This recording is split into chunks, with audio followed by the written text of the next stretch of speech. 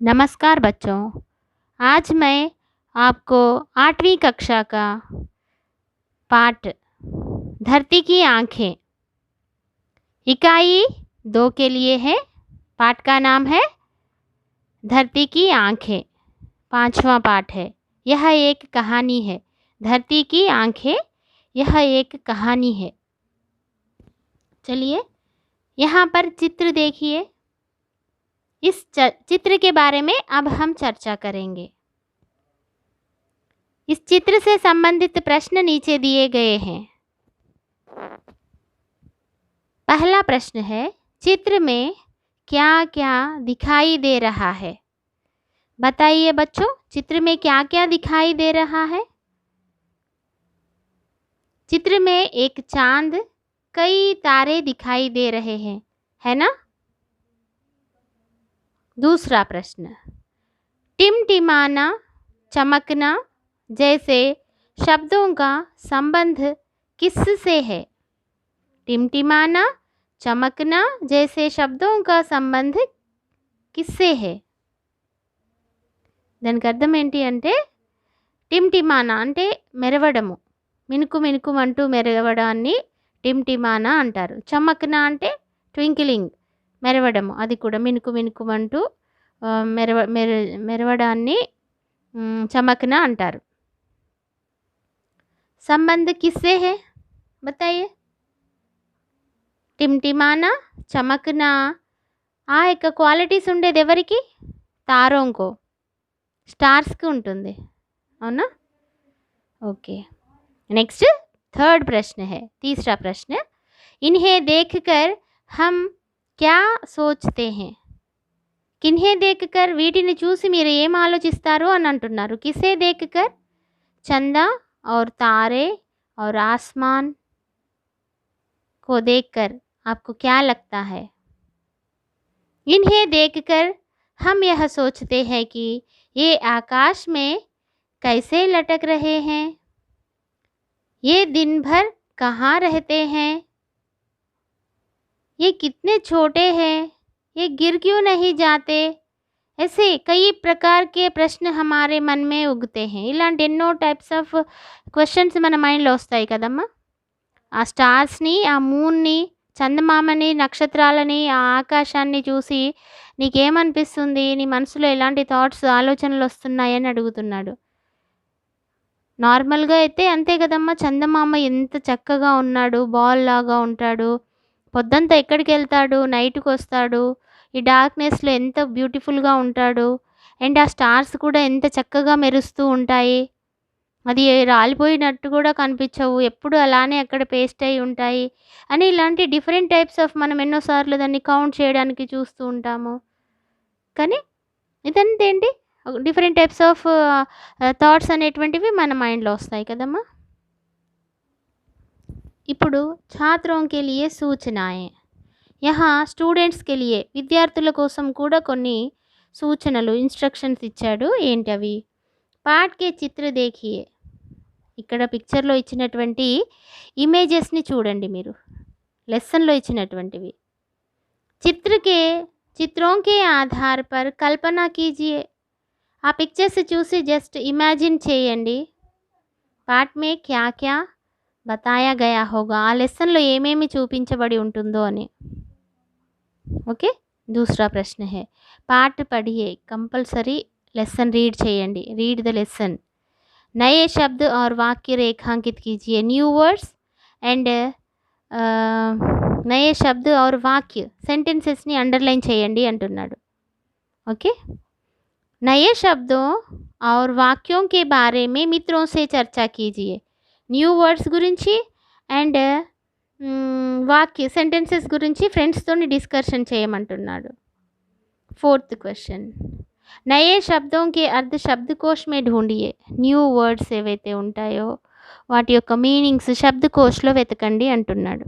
Text బుక్లో back side ఉంటుంది నాన్న శబ్దకోశ్ అని, అందులో వెతకొచ్చు, మనము కావాల్సిన మీనింగ్స్ అందులో ఉంటాయి. లేదంటే మనం డిక్షనరీ ఆర్ గూగుల్ సెర్చ్ చేయొచ్చు నాన్న. नेक्स्ट चले, अभी हम पाठ में चलते हैं. बहुत पुरानी बात है. एक राजा था. वह नित्य नए नए सपने देखता था, उन्हें पूरा करने का प्रयास करता। दरबार के गुणी और बुद्धिमान लोगों को सपने सुनाता, उन्हें पूरा करने में उनकी सहायता लेता।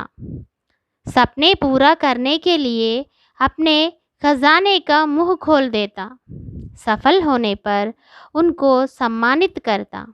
असफलता पर निराश नहीं होता, बल्कि उनका उत्साह बढ़ाता। कमियों को पूरा करके दोबारा प्रयत्न करने को प्रेरित करता। बच्चों, आपको कहानियाँ अच्छी लगती है ना? हाँ, सभी बच्चों को कहानियाँ अच्छी लगती है. కథలు అంటే అందరికీ ఇష్టమే ఉంటుంది. కథలు ఇష్టం లేని వాళ్ళు ఎవరు ఉండరు కదమ్మా. అలాగే ఒక స్టోరీ ఉంది. ఆ స్టోరీ పేరు ధర్తీకి ఆంఖే. ధర్తీ అంటే ఎర్త్, భూమి. భూమి యొక్క కళ్ళు. ఆంఖే అంటే ఏంటి? ఐస్. ఓకే, ధర్తీకి ఆంఖే ఏంటి, మరి భూమికి కళ్ళు ఏంటి, ఎవరు ఏంటి అన్నది ఇప్పుడు మనము తెలుసుకుందాము. ధర్తీకి ఆంఖే మీరేమైనా గెస్ చేయగలుగుతారా? భూమి యొక్క కళ్ళు ఎవరు? భూమికి కళ్ళు ఉన్నాయి, ధర్తీకి ఆంఖే హై. అవి ఏంటి అన్నది మనము ఈ స్టోరీ మొత్తం విన్నాక మీకు అర్థమైపోతూ ఉంటుంది. కొంచెం కొంచెంగా వింటుంటేనే మీకు స్టార్ట్ అయిపోతుంది అర్థమవ్వడము. ఓకే, బహుత్ పురానీ బాత్ హై. బహుత్ చాలా పాత విషయం అంట. ఏక్ రాజా థా. ఒక రాజు ఉండేవాడు. వహ నిత్య నయే సప్నే దేఖ్తా. వహ అంటే అతడు, నిత్య అంటే ఎల్లప్పుడూ, నయే సప్నే దేఖ్తా థా కొత్త డ్రీమ్స్ కలలు కనేవాడు. పడుకోవడము, డ్రీమ్లోకి వెళ్ళిపోవడము, పడుకోవడము, కలలు కనడము అతనికి చాలా ఇష్టం అన్నట్టు. వహ నిత్య నయే నయే సప్నే దేఖ్తా, ఉన్హే పూరా కర్నే కా ప్రయాస కర్తా. పడుకోవడము, కలలు కనడము, వాటిని పూరా కర్నేకి లియే, ఆ కన్న కళని నిజం చేసుకోవడం కోసము ప్రయత్నించేవాడు. ప్రయాస్ కర్నే కా అర్థ క్యా హై? ట్రై చేయడము, ప్రయత్నించడము. ఆ రాజు పడుకుంటాడు, కలలు కంటాడు, వాటిని సాకారం చేసుకోవడానికి ప్రయత్నించేవాడు. దర్బార్ కే గునీ और బుద్ధిమాన్ లోగోं को సప్నే సునాతా. దర్బార్ అంటే కోర్ట్, రాయల్ కోర్ట్, రాజు కూర్చునేటువంటి దర్బారు. ఆ దర్బారులో ఇంటెలిజెంట్స్ ఉంటారు కదమ్మా, స్కాలర్స్ ఉంటారు కదమ్మా, వాళ్ళకి తన యొక్క డ్రీమ్స్ని వినిపించేవాడు. పడుకునేవాడు, కళ ఏది వస్తుందో ఆ కళని వచ్చి తను దర్బార్లో బుద్ధిమాన్ లోగోంకో, ఆ స్కాలర్స్కి వినిపించేవాడు. నాకు ఈ కళ వచ్చింది అని వినిపించేవాడు. ఉన్హే పూరా కర్నే మే ఉన్కి సహాయత లేతా. ఉన్హే పూరా కర్నే మే ఉన్కి సహాయత లేతా. ఆ డ్రీమ్స్ని ఫుల్ఫిల్ చేయడం కోసము వాళ్ళ హెల్ప్ తీసుకునేవాడు. ఎవరి హెల్ప్ తీసుకునేవాడు? దర్బార్ మే గునీ ఎవరు ఉంటారు, బుద్ధిమాన్ ఇంటెలిజెన్స్ ఎవరు ఉంటారో వాళ్ళ యొక్క హెల్ప్ తీసుకునేవాడు. अपने सपने पूरा करने के लिए अपने ఖజానే కా ముహ్ ఖోల్ దేతా. తన డ్రీమ్స్ ఫుల్ఫిల్ చేయడం కోసము తన ట్రెజర్ ఏదైతే నిధి, తన దగ్గర ఏదైతే డబ్బు సంపద ఉంటుందో ఎంత ఖర్చు పెట్టడానికైనా కూడా తను రెడీగా ఉండేవాడు. ఓకే, ఖజానా అంటే వెల్త్, ట్రెజర్, తన దగ్గర ఉన్నటువంటి డబ్బు ఎంతైనా కూడా తను ఖర్చు పెట్టడానికి రెడీగా ఉండేవాడు. సఫల్ హోనే పర్ ఉన్కో సమ్మానిత్ కర్తా. ఒకవేళ కళ మొత్తం వాళ్ళు విని దాన్ని ఫుల్ఫిల్ చేయడానికి వాళ్ళు హెల్ప్ చేసి ఆ ఫుల్ఫిల్ అయిపోయింది, ఆ డ్రీమ్, ఆ కళ నిజమైందనుకోండి, వాళ్ళని సన్మానించేవాడు. అసఫల్ హోనే పర్ నిరాశ నహీ హోతా బల్కి ఉన్కా ఉత్సాహ బడాతా. ఒకవేళ సక్సెస్ అవ్వలేకపోయారు, ఆ కళని పూర్తి చేయలేకపోయారనుకోండి, అప్పుడు కోపం వస్తుంది కదా.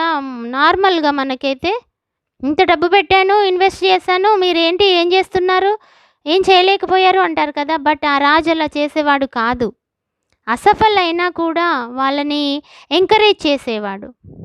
నిరాశ నహీ హోతా థా బల్కి ఉన్కా ఉత్సాహ బడాతా థా. వాళ్ళ యొక్క ఇంట్రెస్ట్ని పెంచేవాడు. ఓకేమ్మా. కమియోं को पूरा करके दोबारा ప్రయత్న करने को ప్రేరిత్ కర్తా. ఓకే, లోపాలు, కమియా అంటే లోపాలు, వాళ్ళు చేసినటువంటి మిస్టేక్స్ ఏమైనా ఉంటే వాటిని నెక్స్ట్ రిపీట్ అవ్వకుండా చేసి మళ్ళీ ప్రయత్నించమని ఎంకరేజ్ చేసేవాడు. ఎంత గ్రేట్ కదమ్మా రాజు.